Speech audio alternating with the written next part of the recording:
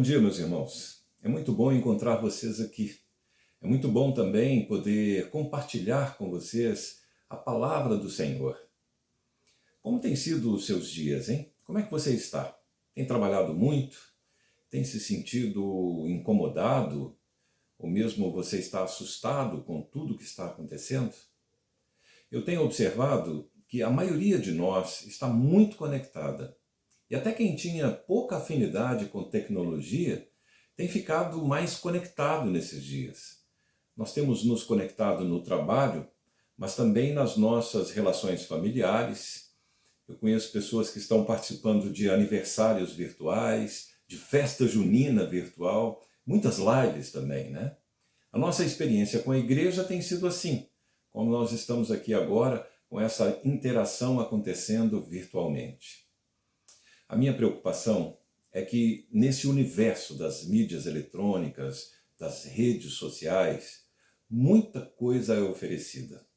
As notícias voam, chegam muito rápido, um acontecimento do outro lado do mundo chega até nós numa super velocidade, e muitas vezes ao vivo, né?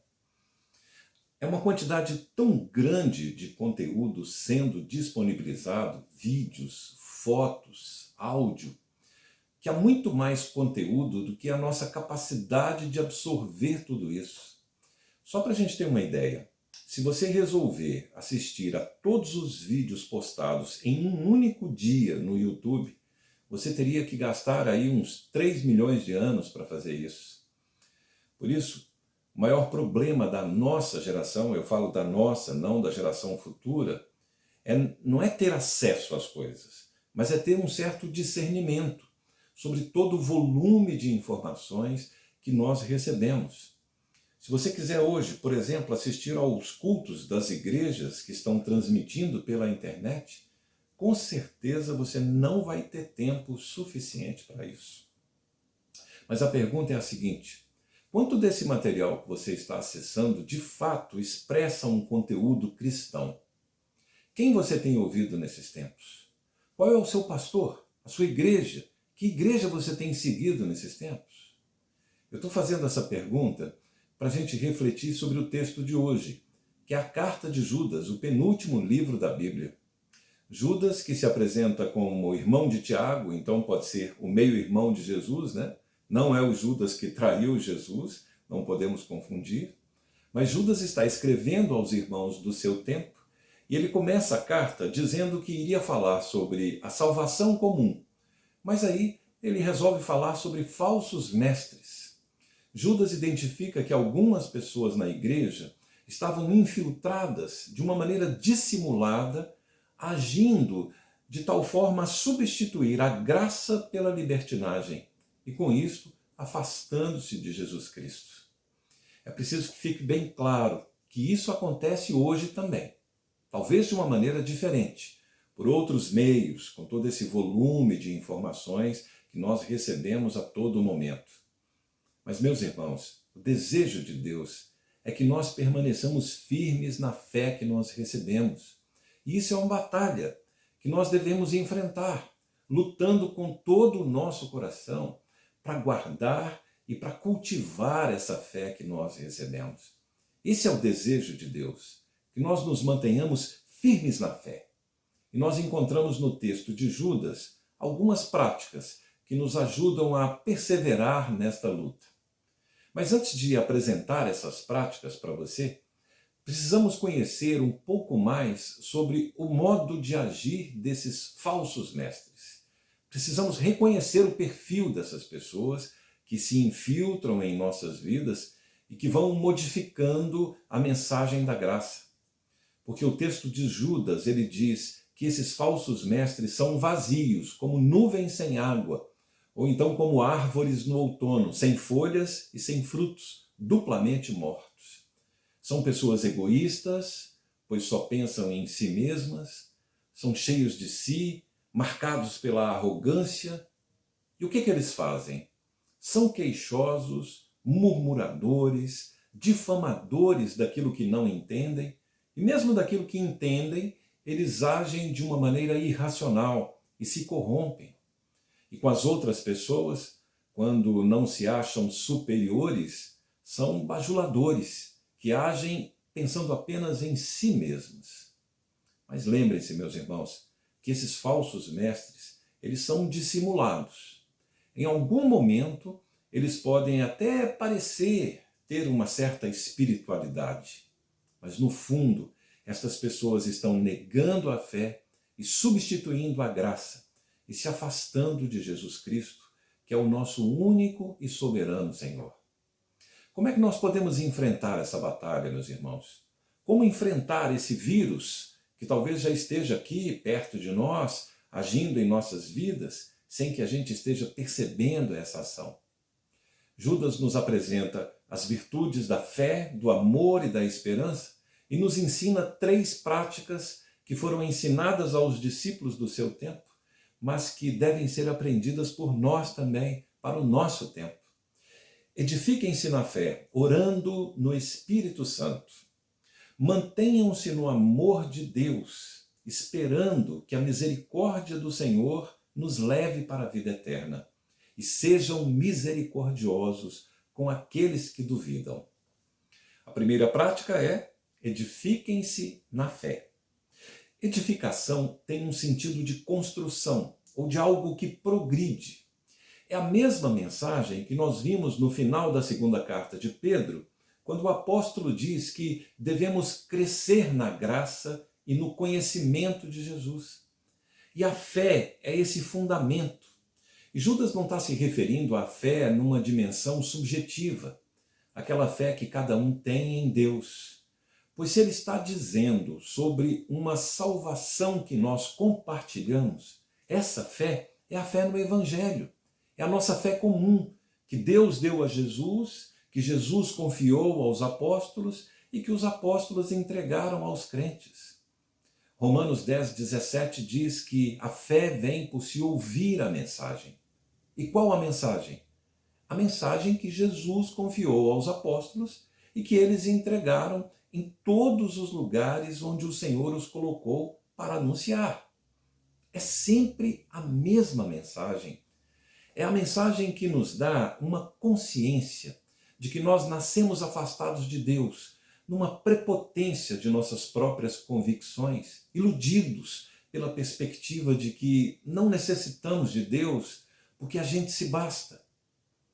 Mas a palavra do Senhor, ela nos mostra necessitados de salvação e que não há um outro meio de alcançar essa salvação senão aceitando o sacrifício de Jesus Cristo feito por nós na cruz, onde ele se entregou, onde ele deu a sua vida para que o véu do templo fosse rasgado e assim nós pudéssemos retornar à vida. Pois na ausência de Deus nós somos mortos e somos necessitados de salvação. O Filho de Deus esteve entre nós, viveu aqui, foi morto, foi sepultado, mas ressuscitou. E Deus o exaltou à mais alta posição, como Paulo em Filipenses nos diz, para que ao nome de Jesus todo joelho se dobre, nos céus, na terra, debaixo da terra, pois toda língua confessará que Jesus Cristo é o Senhor, para a glória de Deus Pai. É essa fé que é o fundamento da nossa edificação. É a fé que tem origem em Deus. É essa fé que nos torna comunidade, ainda que nós estejamos distantes, ainda que estejamos separados por pandemias ou pelo que quer que seja. É a fé que nós possuímos coletivamente e faz de nós não apenas conhecidos que se encontram uma vez por semana. É a fé que nos faz irmãos, que nos faz comunidade do Cristo ressurreto, para a glória de Deus Pai. Judas, ele une a virtude da fé à oração no Espírito Santo. Ele diz: edifiquem-se na fé, orando no Espírito Santo.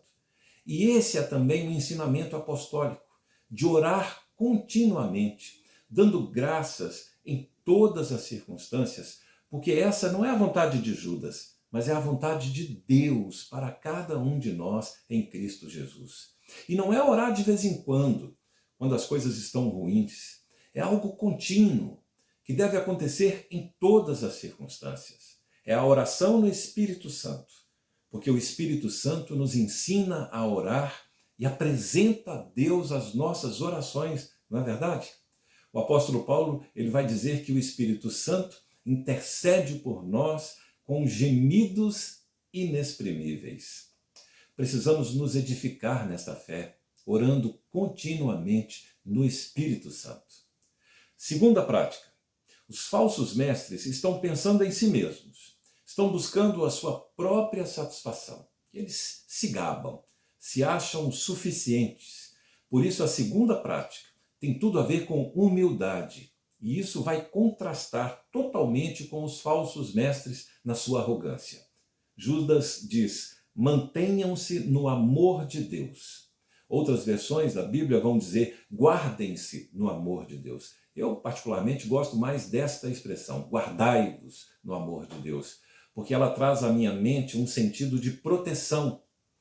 Na vida, o crente passa por muitas situações. Quantas vezes nós temos dúvidas, quantas vezes nós estamos fracos, quantas vezes nós estamos em dificuldades, quantas vezes nós somos tentados a procurar caminhos mais fáceis, mas que são verdadeiros atalhos que nos desviam do caminho que nós deveríamos seguir. Então, o amor de Deus por nós é capaz de nos guardar. É um espaço onde nós podemos nos sentir protegidos, cercados pelo amor de Deus. E é verdade que nós amamos a Deus, mas eu penso que Judas ele não está se referindo a esse amor, o amor nosso por Deus, mas sim o amor que Deus tem por nós. O amor que vem de Deus e que nos alcança. Jesus diz isso aos seus discípulos para que eles permaneçam no seu amor. E como isso é possível? Jesus diz: se vocês obedecerem aos meus mandamentos, permanecerão no meu amor. A ideia da humildade aqui é que Judas não deixa dúvidas de que nós somos alcançados por esse amor. É o Senhor quem nos conduz. É a sua misericórdia que nos alcança. Há uma vida eterna que nos espera, isso é verdade. Mas essa realidade, ela já pode ser experimentada aqui mesmo. O reino de Deus chegou. E nós podemos experimentar essa realidade quando nós estamos envolvidos pelo amor de Deus. E quando nos mantemos assim, já desfrutamos agora dessa vida eterna, experimentando aqui essa realidade do reino de Deus. Então, nesse espaço do amor de Deus, onde nos mantemos, não há espaço para arrogância, para soberba, para a autossuficiência dos falsos mestres. E assim, inundados pela misericórdia do nosso Senhor Jesus Cristo por nós, derramada em nós, nós podemos entender a terceira prática, da misericórdia que devemos experimentar em relação aos nossos irmãos, para que nós sejamos agentes da misericórdia. E o ensino aqui, meus irmãos, é precioso, porque a palavra do Senhor, ela nos ensina como podemos nos relacionar nesse ambiente em que muitas vezes os falsos mestres, com as suas artimanhas, já começam a influenciar a mim ou a outras pessoas. Quantos de nós, diante de falsos mestres, por vezes, não estamos em dúvida, porque estamos nos deixando levar por mensagens que não são o verdadeiro evangelho? Isso pode acontecer.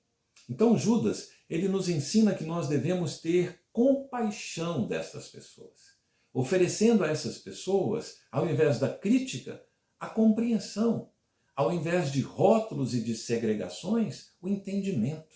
É uma prática de acolhimento, de orientação. Pode ser que alguns de nós já estejamos agindo de acordo com os ensinos dos falsos mestres.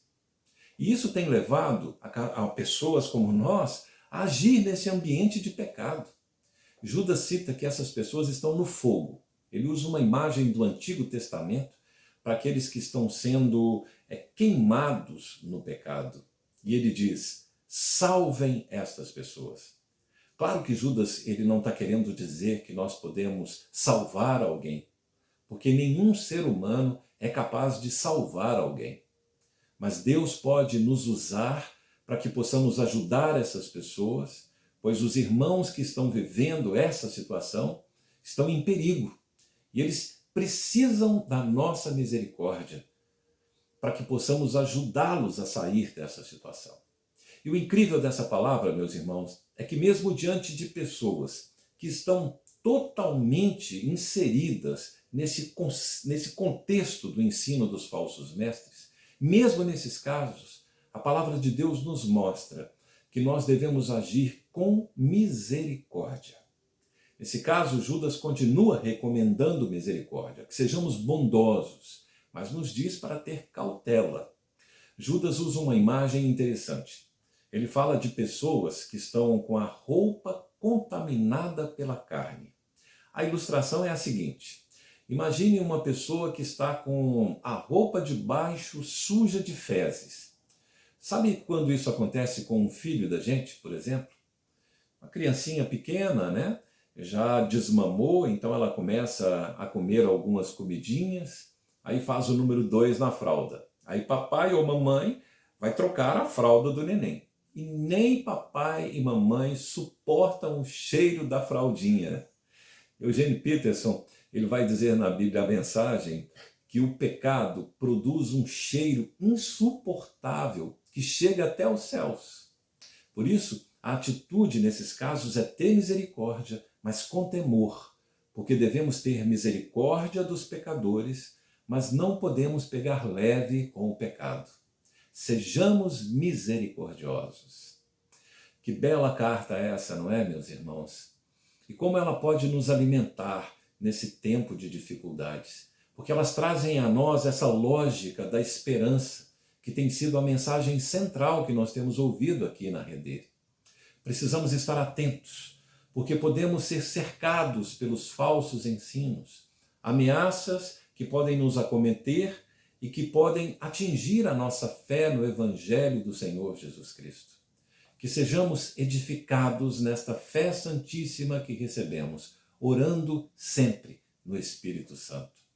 Que possamos nos manter na proteção do amor de Deus, conscientes da nossa dependência do Senhor e confiantes no seu reino, a fim de que, inundados pela misericórdia que vem dos céus, nós possamos ser agentes de misericórdia nesse mundo, como Jesus Cristo nos ensinou.